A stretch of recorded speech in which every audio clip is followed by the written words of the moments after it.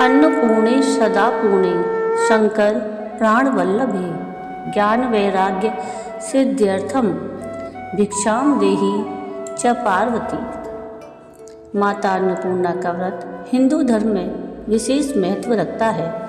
इस व्रत की कथा में अन्नपूर्णा माता और भगवान शिव के बीच का संवाद और उनकी कृपा से भक्तों को मिलने वाले लाभ का वर्णन है।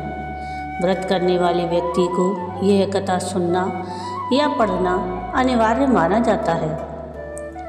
कथा के श्रवण करने से व्यक्ति के समस्त पापों का नाश होता है और उसे पुण्य की प्राप्ति होती है। इस व्रत कथा के माध्यम से हम जानेंगे कि कैसे अन्नपूर्णा माता ने भगवान शिव को अन्न का महत्व समझाया और भक्तों को अन्न की महिमा का अनुभव कराया। तो आइए सुनते हैं अन्नपूर्णा माता की व्रत कथा। राधे राधे। ब्रजधाम चैनल में आप सबका स्वागत है। पिछले वीडियो में आपने अन्नपूर्णा माता के व्रत की विधि और संपूर्ण जानकारी प्राप्त की। आज के इस वीडियो में हम अन्नपूर्णा माता के व्रत की कथा सुनेंगे। आइए शुरू करते हैं माँ अन्नपूर्णा के व्रत की कथा। एक समय की बात है, काशी निवासी धनंजय की पत्नी का नाम सुलक्षणा था। उसे अन्य सब सुख प्राप्त थे, केवल निर्धनता ही उसके दुख का एकमात्र कारण थी। यह दुख उसे हर समय सताता रहता था। एक दिन सुलक्षणा अपने पति से बोली कि स्वामी, आप कुछ उद्यम करो तभी काम चले। इस प्रकार कब तक काम चलेगा? सुलक्षणा की बात धनंजय के मन में बैठ गई और वह उसी दिन विश्वनाथ शंकर जी को प्रसन्न करने के लिए बैठ गया और कहने लगा, हे देवादिदेव विश्वेश्वर, मुझे पूजा पाठ कुछ आता नहीं है, केवल आपके भरोसे बैठा हूँ। इतनी विनती करके वह 2-3 दिन भूखा प्यासा बैठा रहा। यह देखकर भगवान शंकर ने उसके कान में अन्नपूर्णा अन्नपूर्णा अन्नपूर्णा इस प्रकार 3 बार कहा। यह कौन क्या कह गया? इसी सोच में धनंजय पड़ गया कि मंदिर से आते ब्राह्मणों को देखकर पूछने लगा, पंडित जी, अन्नपूर्णा कौन है? ब्राह्मणों ने कहा, तू अन्न छोड़ के बैठा है, सो तुझे अन्न की ही बात सूझती है। जा, घर जाकर अन्न ग्रहण कर। धनंजय घर गया, अपनी स्त्री से सारी बात कही। वह बोली, नाथ, चिंता मत करो, स्वयं शंकर जी ने यह मंत्र दिया है, वे स्वयं ही खुलासा करेंगे। आप फिर से जाकर उनकी आराधना करो। धनंजय फिर जैसे का तैसा पूजा में बैठ गया। रात्रि में शंकर जी ने आज्ञा दी और कहा कि तू पूर्व दिशा में चला जा। वह अन्नपूर्णा माता का नाम जपता जाता और रास्ते में फल खाता, झरनों का पानी पीता।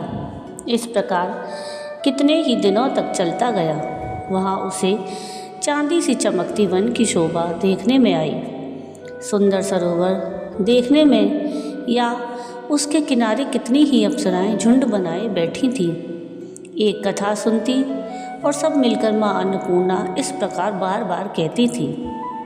यह अगहन या अर्थात मार्गशीर्ष मास की उजली रात्रि थी और आज से ही व्रत का आरंभ था। जिस शब्द की खोज करने वह निकला था, वह उसे वहाँ पर सुनने को मिला। धनंजय ने उनके पास जाकर पूछा कि हे देवियों, आप यह क्या करती हो? उन सब ने कहा कि हम सब माँ अन्नपूर्णा का व्रत करती हैं। धनंजय ने पूछा, व्रत पूजा करने से क्या होता है? यह किसी ने किया भी है? इसे कब किया जाए? कैसा व्रत है?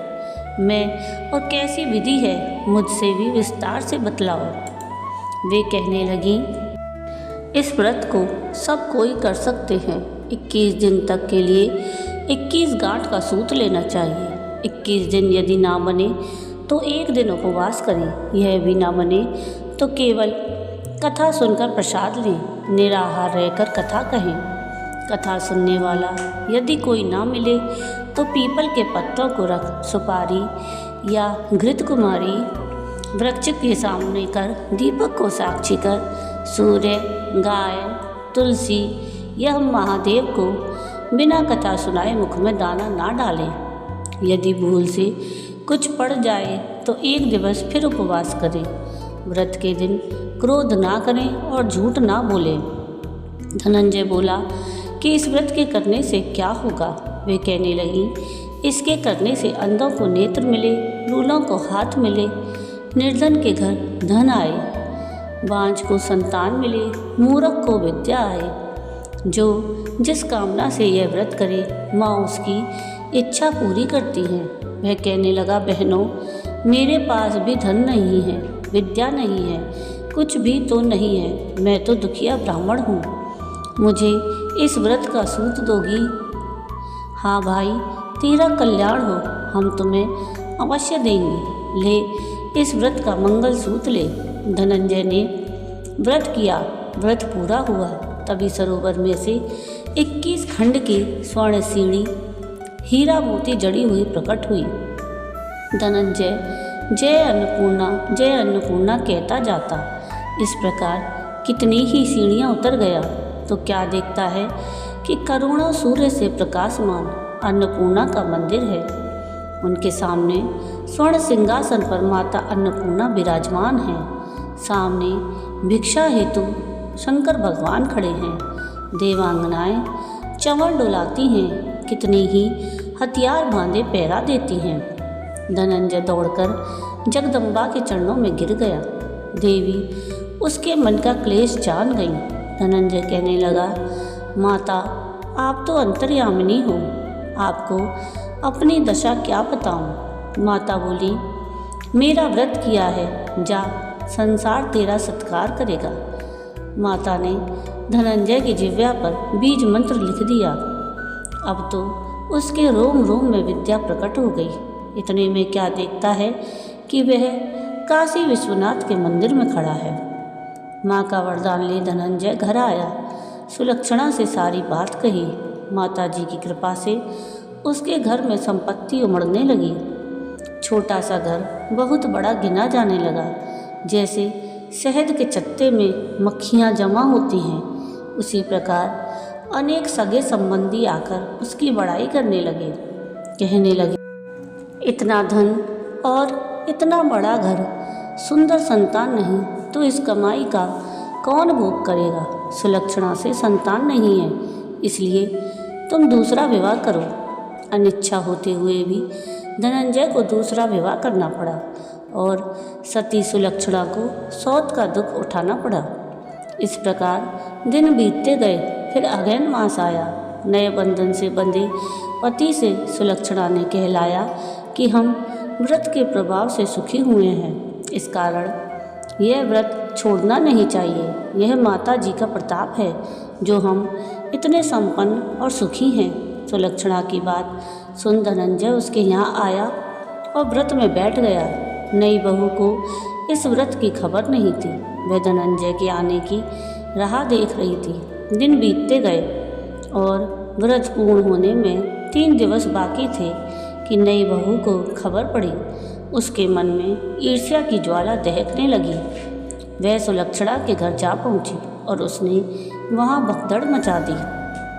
वह धनंजय को अपने साथ ले गई। नए घर में धनंजय को थोड़ी देर के लिए निद्रा ने आ दबाया। इसी समय नई बहू ने उसका व्रत का सूत तोड़कर आग में फेंक दिया।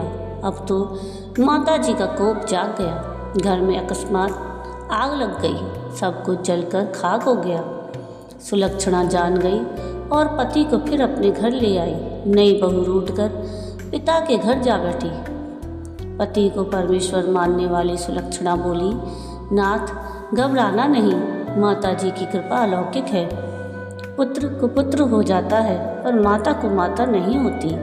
अब आप श्रद्धा और भक्ति से आराधना शुरू करो, वे जरूर हमारा कल्याण करेंगी। धनंजय फिर माता के पीछे पड़ गया। फिर वही सरोवर सीढ़ी प्रकट हुई। उसमें माँ अन्नपूर्णा कहकर वह उतर गया। वहाँ जा माता जी के चरणों में रुदन करने लगा। माता प्रसन्न होकर बोली, यह मेरी स्वर्ण की मूर्ति ले, उसकी पूजा करना। तू फिर सुखी हो जाएगा। जा, तुझे मेरा आशीर्वाद है। तेरी स्त्री सुलक्षणा ने श्रद्धा से मेरा व्रत किया है, उसे मैंने पुत्र दिया है।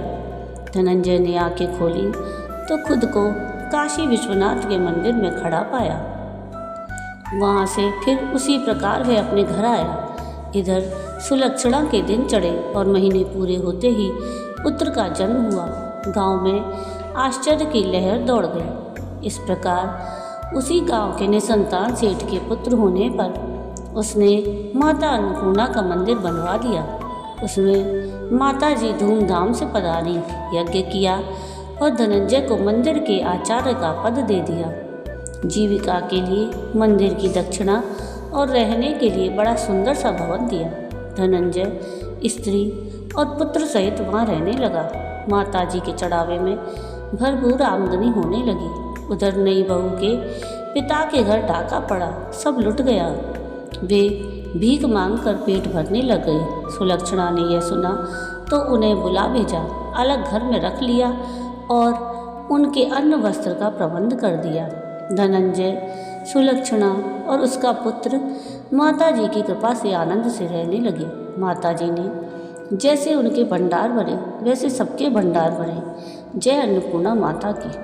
तो ये थी अन्नपूर्णा माता के व्रत की कथा।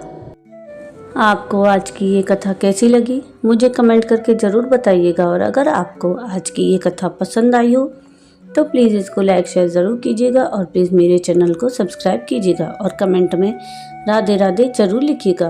वीडियो पूरा देखने के लिए थैंक यू। राधे राधे।